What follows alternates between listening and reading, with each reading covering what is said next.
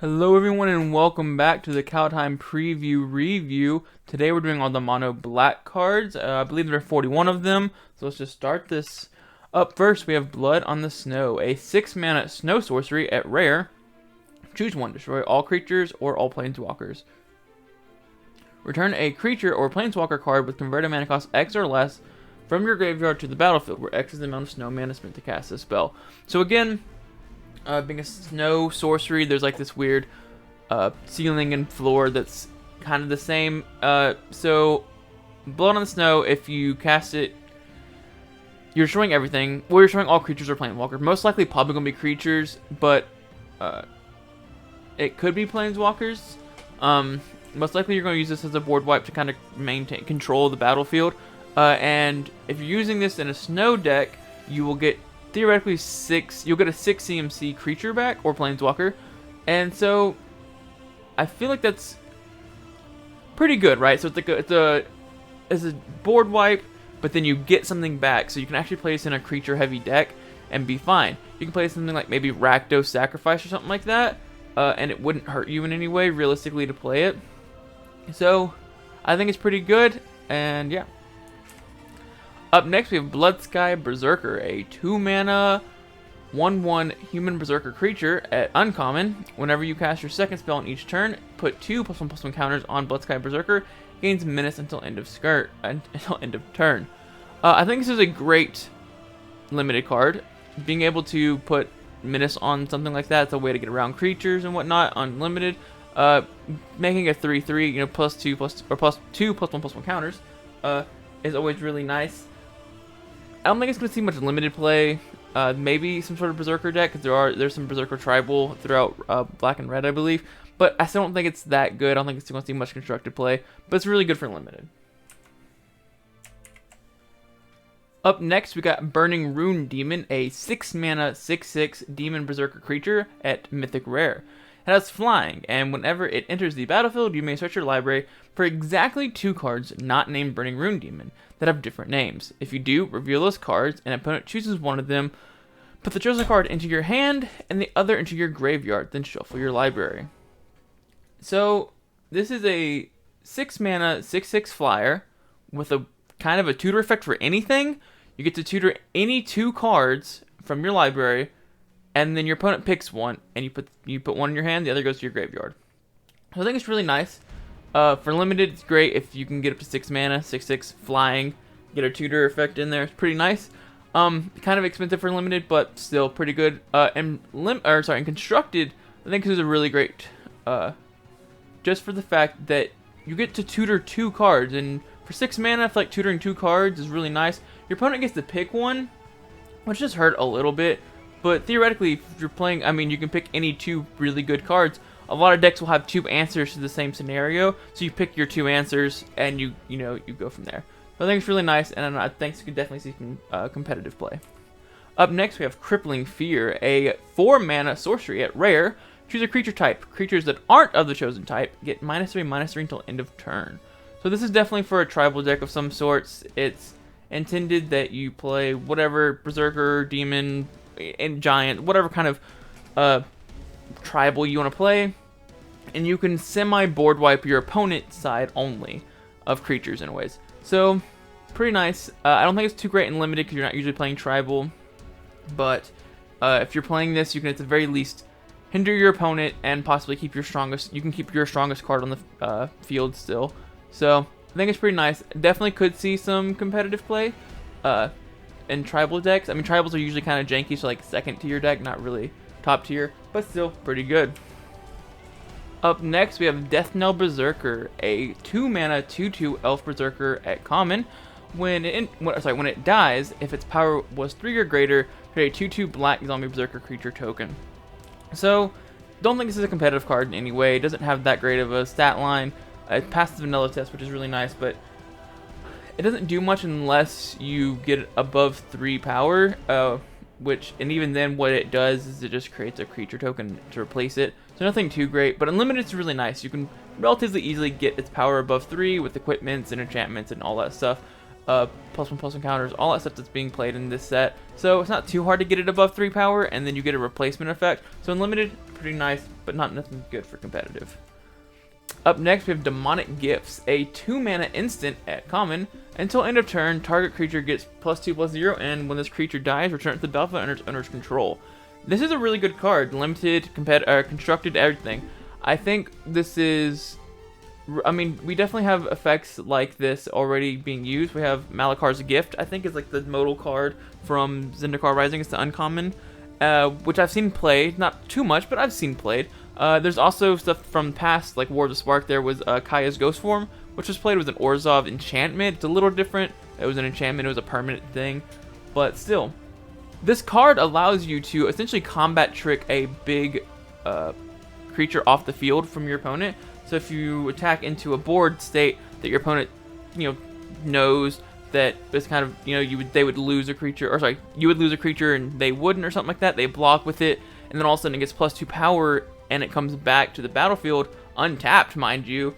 I think it's pretty good. So I can definitely see play. Definitely good for limited, constructed. It's good everywhere.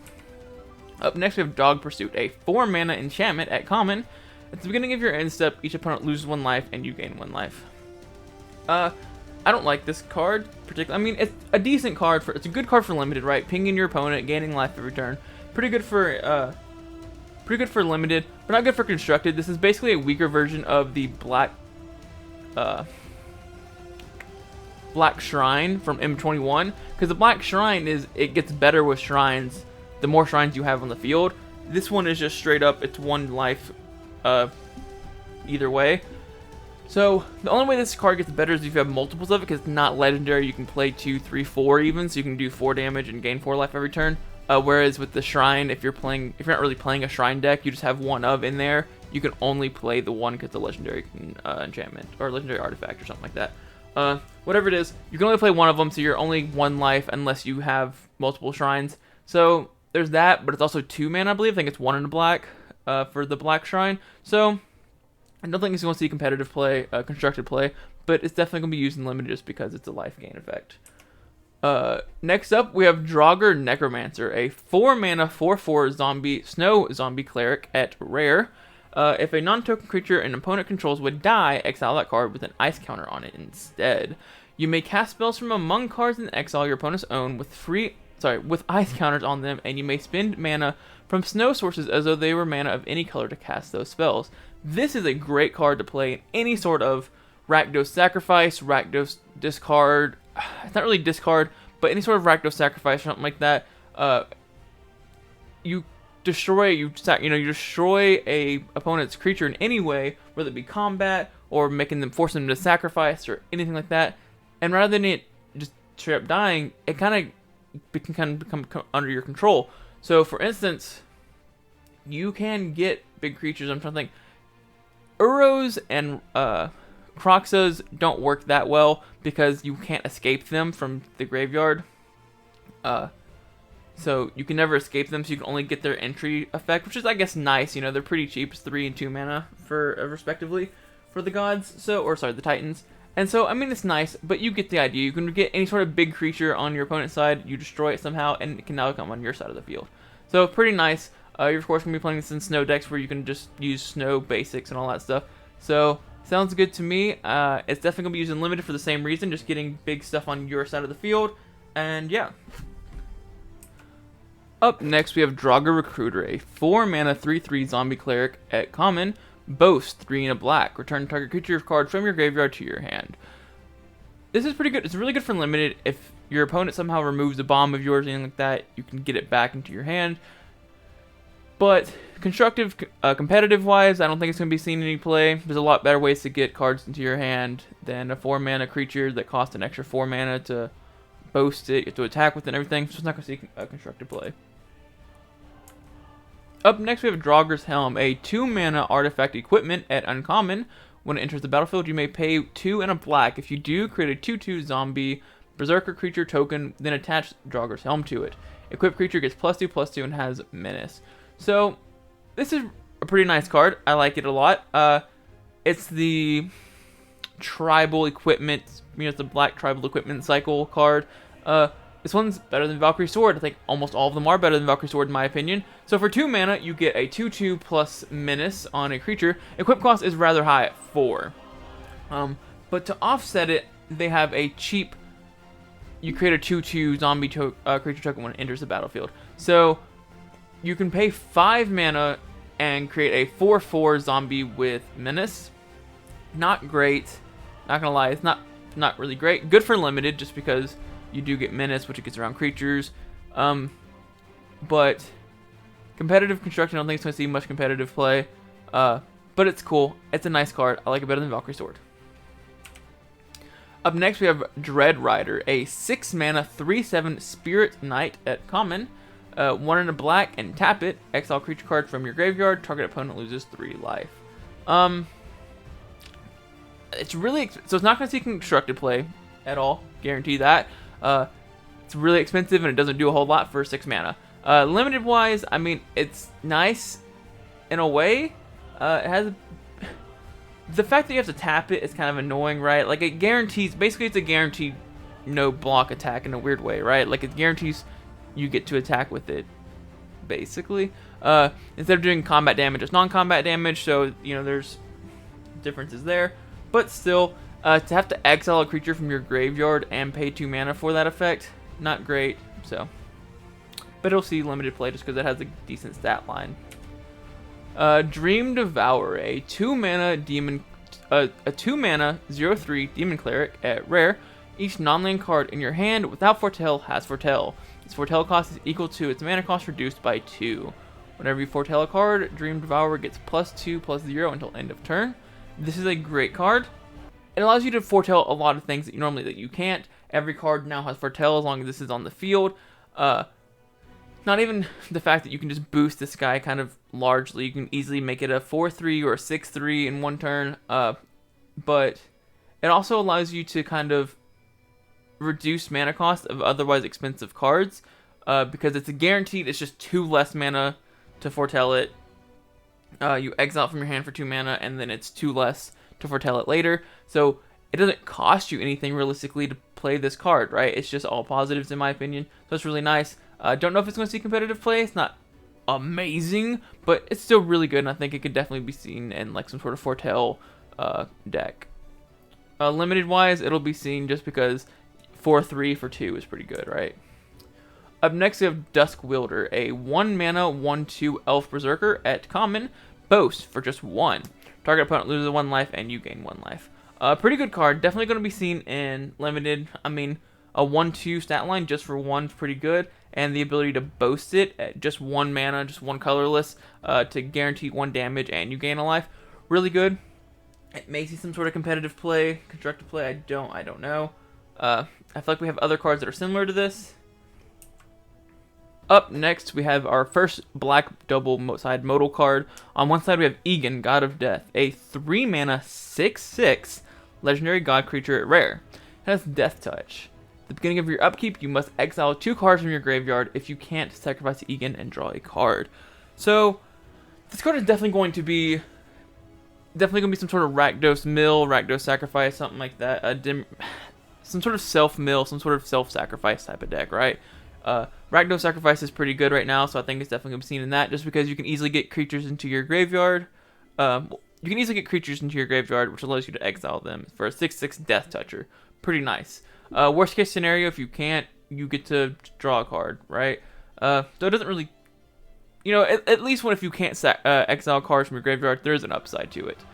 On the other side, you have Throne of Death, a 1 mana legendary artifact at rare. Of course. At the beginning of your upkeep, mill a card. For 2 and a black, tap it. Exile creature card from your graveyard and draw a card. Again, really nice. So the milling obviously adds into Egan's God of Death's exile effect that it gives you 1 mill every turn. So if you have this on the field, you only have to sacrifice or do something like that 1 card per turn for Egan. And then also it allows you to exile a card and draw a card. So it has this other thing that if you need to, you can get more cards in hand. Really nice. Definitely going to see some sort of play. Constructed and limited. Up next, we have Elder Fang Disciple, a 2 mana 1/1 elf cleric at common. When it enters the battlefield, each opponent discards a card. This is basically the same as, what was that? This some sort of rat. Can't remember what it's called anymore. Don't even know where it was from. But there's a rat that's basically this very card. I think it's the same stat line of 1/1 for 2 mana. So it's just different than Elf Cleric instead of a rat. I think that did see a little bit of discard play, so this probably will too. And it's good and limited, just to getting cards out of your opponent's hand. Up next, we got Eradicator Valkyrie, a 4 mana 4/3 Angel Berserker at Mythic. It has flying, lifelink, and hexproof from Planeswalkers. Boast for 1 and a black. Sacrifice a creature. Each opponent sacrifices a creature or Planeswalker. So again, this is a great card for Rakdos Sacrifice or any sort of self-sacrifice deck like that. It can kind of boost your engine or whatever by sacrificing your own creatures, and then it can also just get annoying creatures out of your opponent's way. Pretty good in limited just because of 4/3 flying lifelinker. Not even the boast effect, really. I mean, that's obviously going to be good as well, but just flying and lifelink on a 4 mana is great for limited. Up next, we got Feed the Serpent, a 4 mana instant at common. Exile target creature or Planeswalker. This is strictly a limited card. There's better versions of it in Standard right now. There's better versions for all constructed. So this is a limited card to get rid of bombs.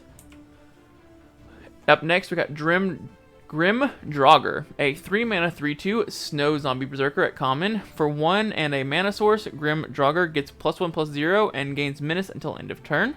So, not a great card for constructed. I mean, I don't think it's going to be played in any sort of snow decks at all. But for limited, it's pretty nice. So you can make it you cast it for 3. Next turn, for 2 mana, you get to make it a 4/2 with menace. So it can kind of go around creatures. And not only that, it can also be a mana dump towards the mid to late game. So if you draw a land, you have a dead hand, whatever it may be, you can activate this more than once. Obviously, it can't get extra menace or nothing like that. But it can definitely, you can become a 5/2 or a 6/2 or whatever, how many times you activate it. So it's pretty nice, and I like it. Up next, we got Hailstorm Valkyrie, a 4 mana 2/2 Snow Angel Wizard creature at uncommon. Has flying and trample. For 2 snow mana, it gets +2/+2 until end of turn. It's a really good card for limited. It's a flying trampler, so I don't think it's going to see any constructed play. It's not that great, right? I mean, not even a snow deck is that great. But in limited, it's flying, and you can pump it, so you can mana dump into it mid to late game, and so it can become 4/4, 6/6, whatever. It's trample is also really good because if they have a reach or they have a flyer, the trample can still get through, right? So even if they have something to block the Valkyrie here, it can still get through for damage. So it's really nice. Up next, we have Haunting Voyage, a 6 mana sorcery at Mythic. Choose a creature type. Return up to 2 creature cards of that type from your graveyard to the battlefield. If this spell was foretold, return all creature cards of that type from the graveyard to the battlefield instead. So this has the mechanic that I kind of thought how foretell would work, right? So you get to foretell it for 5 and 2 black. So it becomes 3 more expensive to foretell it, right? Because it costs 2 to exile from your hand and then costs an extra 1 mana to foretell it. So it costs a grand total of 3 more, or it costs 3 more with a grand total of, 9? 7 plus 2, 9. So instead of being 6, it costs 9, right? But if you're playing this in a tribal deck, any sort of Rakdos Sacrifice or anything like that, and then you play this card, you foretell it, you get all of those creatures back. So it can easily turn the tide of a game. I mean, you can go from an empty board state to having 3, 4, 5 creatures on the field really easily.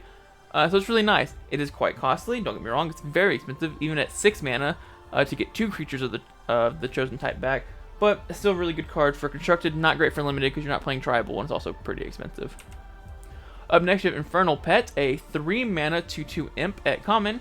Whenever you cast your second spell each turn, put a +1/+1 counter on it, and it gains flying until end of turn. This is really good for limited, not great for constructed. It's not good stats-wise, so it's not going to see any competitive play, constructed play, but it'll definitely be in limited, right? Because you can put a +1/+1 counter on it, and it give it flying until end of turn, just by playing 2 spells each turn. Isn't too terribly difficult sometimes. And so doing that, you can make it a 3/3 or a 4/4 with flying, just a few turns after playing it, and it's really nice. So, up next, we have Jarl of the Forsaken, a 4 mana 3/2 zombie cleric at common. Has flash, and when it enters the battlefield, destroy target creature or planeswalker an opponent controls that was dealt damage this turn. Foretell for 1 and a black. This card's really good. I don't think it's going to see too much competitive play. I don't remember, because this reminds me of, there was a Vraska's Assassin, I believe is what it's called, from either Guilds of Ravnica or Ravnican Allegiance. Was basically the exact same effect, right? You flash it in and it destroys target creature or planeswalker. I don't remember if it was target creature or planeswalker. I think it was creature only on the Assassin, but as long as you deal 1 damage to a creature or planeswalker or whatever, this can come in and finish the job, which is really nice. Great for limited because it can get bombs out of the way. You can kind of sacrifice a 1/1 creature or something like that you have to get a bomb out of the way. So this is really good for limited, and I think it's pretty good for constructed, but I don't 100% know for a fact, right? I don't remember how well Assassin played in constructed back then, but I remember I enjoyed playing it because it was kind of cool to have that just effect enter the battlefield, and your opponent be really angry that they have this giant 6/6 bomb and it just gets wiped out. It's pretty fun. Up next, you have Karfell Kennel Master, a 5-mana 4/4 zombie berserker at common. When it enters the battlefield, up to 2 target creatures each get +1/+0 and gain indestructible until end of turn.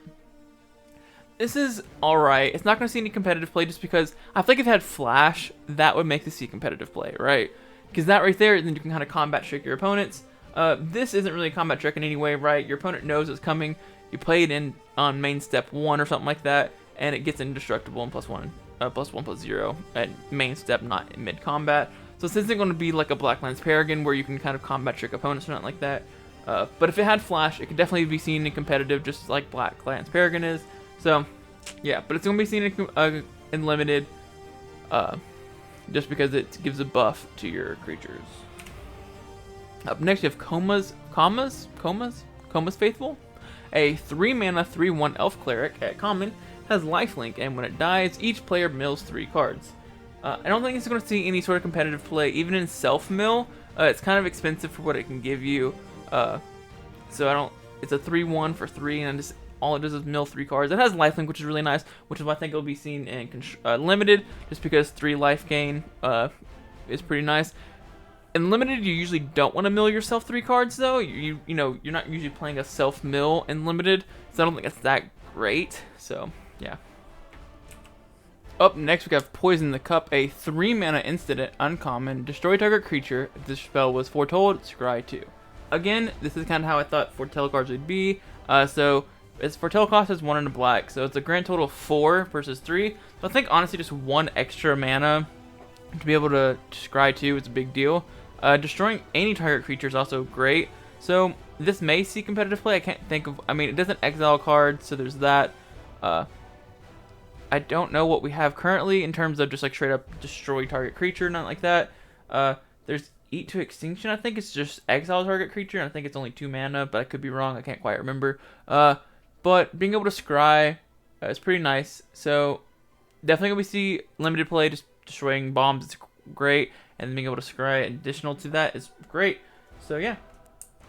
Alright, up next we have Priest of the Haunted Edge, a 2-mana 0/4 snow zombie cleric at common. Has tap it, sacrifice Priest of the Haunted Edge.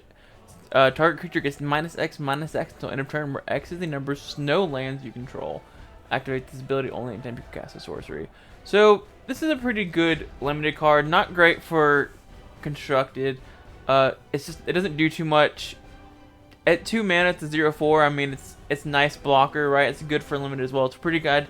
It's some pretty good toughness for some blocking out some big stuff, but it doesn't do a whole lot. Late game, if you have a decent amount of snowlands, you can sack it and get rid of a big bomb. So it's pretty nice. Up next, we have Raise the Draugr, a 2-mana instant at common. Choose one. Choose target creature card from your graveyard. Return target creature card from your graveyard to your hand. Return 2 target creature cards that share a common type to your hand. So this is pretty. I think it's not bad, right? I think it's pretty good for playing tribal. If you're playing some sort of tribal deck, you'll want to include this. Same thing for, what was it, right? Raise the Marns, maybe something like that. One of the earlier one of the earlier cards we saw that was you had to foretell it, and you could, or if you foretold it, you could get extra stuff. I think that's pretty much the same thing. It's a little bit cheaper, and you can get 1 to 2 cards back to your hand rather than the graveyard, but it's also 2 mana, so it's not bad at all. We do have other effects right now.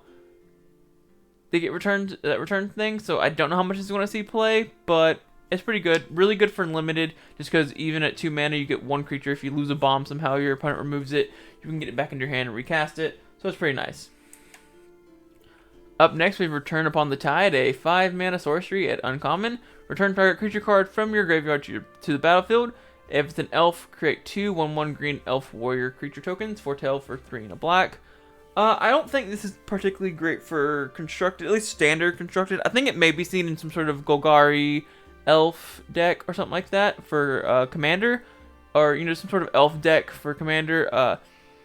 It has it's 5 mana to return any creature to the battlefield, and if it happens to be an elf, you create 2 more elves. So I think that's why. I mean, it's obviously pointed kind of towards an elf tribal deck. So I don't think it's gonna be seen too much in standard constructed, but maybe in commander. And then for limited, it does return a creature to the from the graveyard to the battlefield. So if a bomb gets removed or something like that, you can get it back, and instead of to your hand, it's directly to the battlefield. So it's pretty nice. And so up next, we have Rise of the Dreadmarn, a 3 mana instant at common at rare. Create X 2/2 Black Zombie Berserker creature tokens, where X is the number of non-token creatures that died this turn. Foretell for a black. So this is a really good card. I think this is a good sideboard card mostly. If your opponent's playing, some sort of board wipe, and you foretell this, or you have this in your hand, whatever the case may be, you're able to, they board wipe everything, you lose creatures, but you can play this and you kind of get them back, right? It's like, you don't get the exact creatures back, but you're not entirely losing a board state. You at least kind of maintain a board state, whereas your opponent, if they're playing a creature-heavy deck or something like that, and they board wipe, they lose everything. It's supposed to even out the playing field. This sets it back in your favor, so it's pretty nice. But I don't think it's going to see too much constructed play outside of a sideboard card. Limited, same. I mean, limited to be pretty good, right? If something happens, and they happen to have the Dread Scar, Doom Scar, is that white mana removal.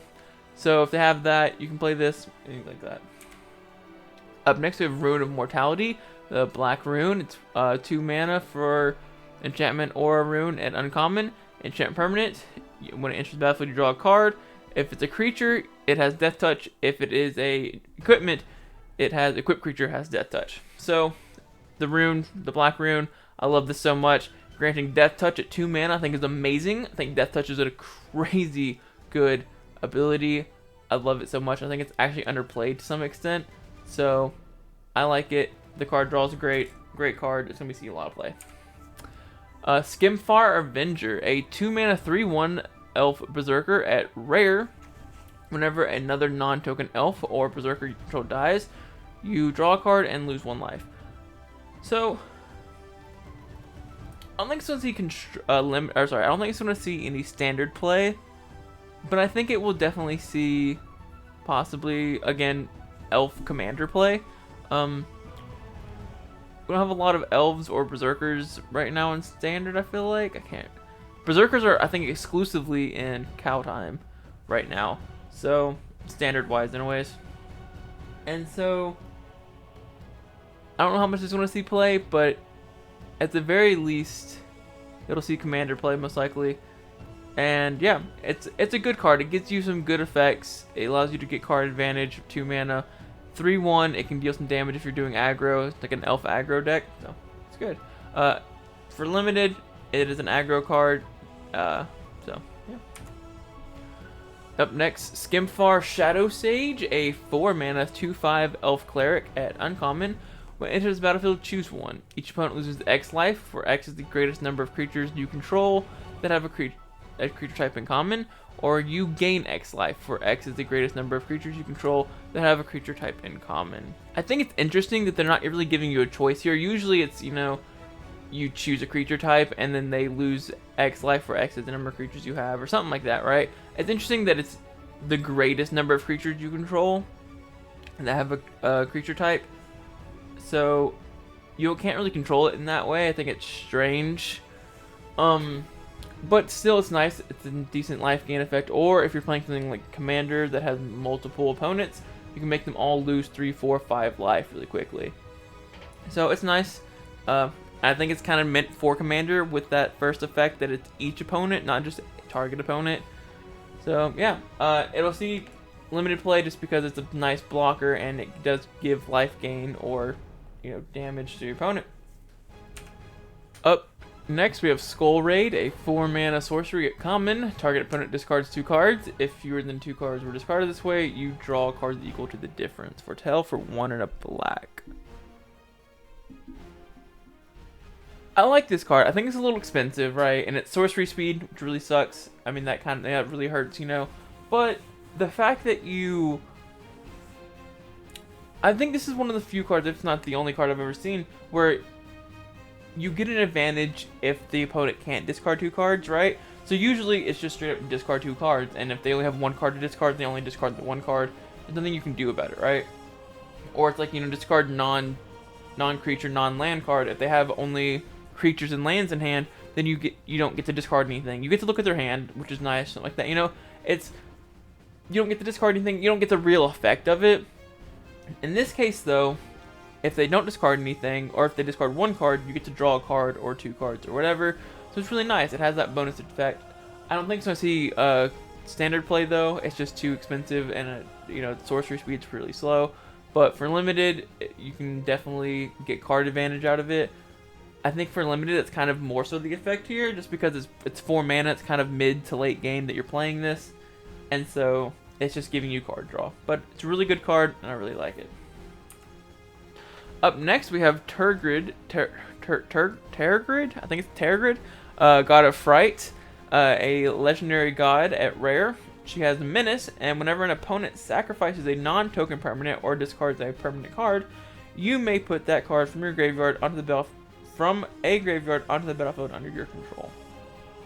So, this is really good for some sort of Rakdos sacrifice or something like that. Where you're, again, forcing your opponents to discard cards, forcing your opponent to sacrifice, whatever it may be. And at 5 mana, you're getting a 4/5 with Menace, which is pretty good. But on top of that, anytime you make your opponent sacrifice something good, something decent, you get it on your field.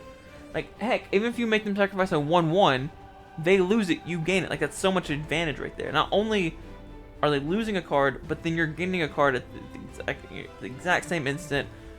If they have to discard some sort of artifact or whatever, it's really good. I like it. On the other side, we have Tergrid's Lantern, a 4-mana legendary artifact at rare. Target player tap it. Target player loses 3 life unless they sacrifice a non-land permanent or discard a card. For 3 and a black, you can untap the Lantern. So this, of course, just kind of boosts the other side, the God of Fright side for you. If you have both of these on the field, every turn you can either make your opponent lose 3 life, or you gain a permanent, basically. I think it's great. I'm excited to see play with this. I'm excited for a lot of the gods, and this is another one that I'm really excited for. A lot of these gods are just, a lot of these gods are just boosting the already standard archetypes that we have right now, and I like them. Now we have Tergrid's Shadow, a 5-mana instant at uncommon. I'm definitely butchering that name. A lot of these names are really difficult. I'm sure they're Gaelic or something like that, or Celtic, or something like that. What are the others? They're like the original. They're like Norse-based names, so they're really difficult to pronounce. Each player sacrifices 2 creatures, Foretell for 2 and 2 black. So this kind of helps with the previous one, right? If you get to play this, you lose 2 creatures, but theoretically, if you have, let's say, Tergrid and 2 other smaller creatures on the field, at least you can sacrifice the 2 small creatures, say the 2 tokens or something. You have 2 tokens or something like that, whatever. Sacrifice 2 small creatures, and then you get opponents 2 other creatures. It's kind of a balanced out thing. Either way, it works really well with Rakdos sacrifice and stuff like that. Limited, it can help you kind of balance out the field. If you have more creatures than your opponent, let's say you have 3 or 4 and they only have 1 or 2, you can kind of force them to sacrifice what they have, and you get better control of the field. So yeah, I like it. Up next, we have another god, This one is a little strange. It's one of a few that are double-sided that have different manas, different colors, I should say. So on one side we have Valky, God of Lies, a mono black legendary god creature at Mythic. It's a 2/1. When it enters the battlefield, each opponent reveals their hand. For each opponent, exile a creature card. They are revealed this way until Valky leaves the battlefield.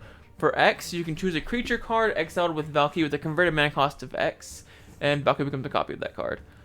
So, really good for Commander, right? You have more than one opponent. Each opponent reveals their hand, and then you get to exile one creature card revealed from each hand, and then you get to make Valky just a copy of it. Every turn you can change it, and it's nice. Or, actually, I don't think you do get to change it. I think it's a one-time effect, right? Because usually it'll say something like, it becomes a copy of that card except it has this ability. But since it doesn't have this ability, it just becomes a copy of the card. You only get one shot at it, right? Valky of God of Lies can't become multiple. You can't change every turn. I just thought about that. It's interesting. I think it's only a one-shot turn, like one-shot thing, right? I'm pretty sure that's how that works. Good to figure that out right now. That's interesting. Alright, so up next on the other side we have Tybalt Cosmic Imposter, a Rakdos, a black and red card. So on one side we have a mono black, on the other side we have a dual mana Rakdos card. I put him with the mono black just because of his numbering fits the mono black cards, and you know he has mono black on one side, so I put him here. But as he enters the battlefield, you get an emblem with, you may play cards exiled with Tybalt, and you may spend mana as though it were mana of any color to cast those spells. So right, he's a 7 mana, right? So he's 7 mana, entering at 5 loyalty. So he's kind of expensive. For his +2, you get to exile the top card of each player's library. Okay, so if you exile, if you exile whatever, you exile land, it's still playable just because you may play cards exiled with Tybalt, right? So there's no dead. You're never losing anything from exiling with him. Also, because it's an emblem, it's permanent. Even if Tybalt dies and you have cards exiled by Tybalt, you can still cast them because it's an emblem. It's a permanent. You never lose emblems. So it's not a static ability built into Tybalt, and I think that's why it's 7. I think that's why it's 7 mana. I think that very fact is what makes him so expensive. What makes him so, honestly, really good. And it's just because even if something happens to him, you only get to exile 2 cards. I mean that that sucks, right? It's really bad, right? But then you get to still cast him later, so you get extra turns out of him in a weird way. Alright, so for -3, you get exile target artifact or creature, and for -8, exile all cards from all graveyards at 3 mana. Each of those kind of builds onto it. You get to get removal. For the -3, you get removal, and then you get to cast it on your side. For the -8, you get to just everything becomes playable again, basically for you, and it gives you a little bit of ramp with 3 extra mana, right? I say ramp, I mean you're already at probably 7 mana by the time you're casting this. There's not too much ramp in red and Rakdos colors, so but still. Nice card, I'm excited to play with. Up next we have Vargoth, Bloodsky Sire, a 3 mana legendary demon rogue at rare. That's a 2/3. Has Death Touch, Boast for 1 and a black. Target player searches their library for a card, shuffles their library, and puts that card on top of it. So it's one of those weird tutor effects where it doesn't go directly into your hand, it goes on top of your library, so it's your next draw. But it's 3 mana for Death Toucher. Again, I love Death Touch, I think it's underplayed. So I really enjoy Death Touch, and I think that tutor effect is still pretty good. Don't think it's going to see too much standard play. And limited, that's a good blocker. It allows you to get your bomb on, into your hand quicker if you get to boast it. So I think it's nice. Now we have Vengeful Reaper, a 4 mana 2/3 Angel Cleric at uncommon, flying, Death Touch, Haste. So some 3 big keywords there, especially in limited. Flying, go over the top. Death Touch, good for blocking. Haste, you can be aggro with it. So set up really well for limited. Foretell for 1 and a black. So that means turn 2 you exile it from your hand. Turn 3 you foretell it and possibly play a 1 mana spell as well if you have one of those in your hand. So, and then you can hit your opponent for 2 damage. Really nice, and yeah, good for limited. Don't think it's gonna see standard play, just because it doesn't do anything extra, right? It has 3 good keywords, especially in limited, but it doesn't do anything extra to the game. It doesn't have any lasting effects of any way. So yeah. Village Rites, a 1 mana common instant, originally printed in M21. I love this new art though, amazing art. It's an additional cost to cast a spell, sacrifice a creature, draw 2 cards. It's really good for like Rakdos sacrifice and stuff like that. It's used all the time, so good reprint. It'll keep it around in standard a little bit longer because with M21 rotating, next what is it? Like I don't know, 6 months. We still get to keep Village Rites. Way Down, a 1 mana sorcery at common as an additional cost to cast a spell. Exile a creature card from your graveyard. Target creature gets -3/-3 until end of turn. So, this will not be seeing standard play. Almost can guarantee that.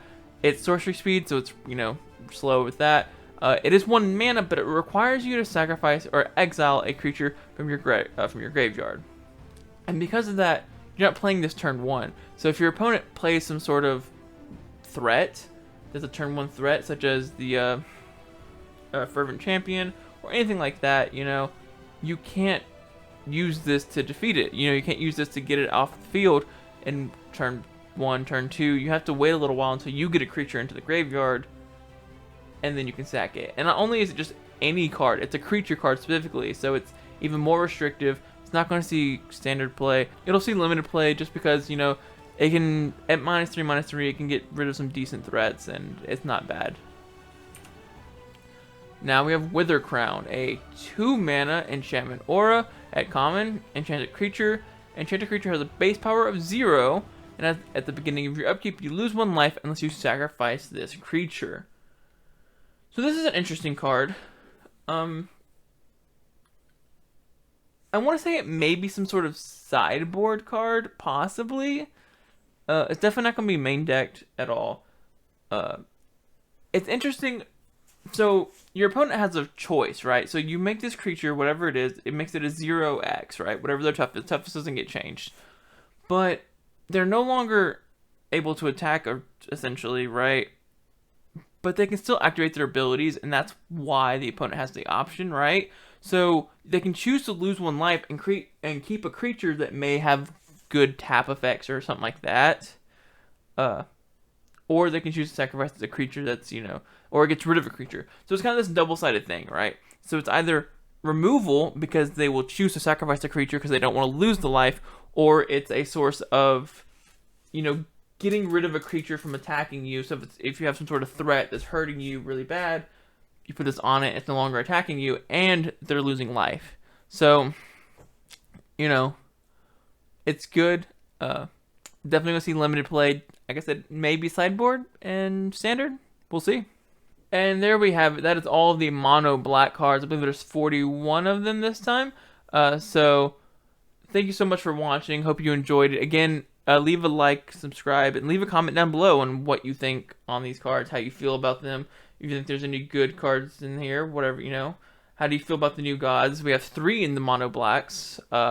We have the Tybalt card with Volky, Turgid, and Aragon. One of the, however you pronounce it. So these gods look really nice. I like these mono black gods, and yeah. Again, thank you so much for watching, and I will see you guys the next time.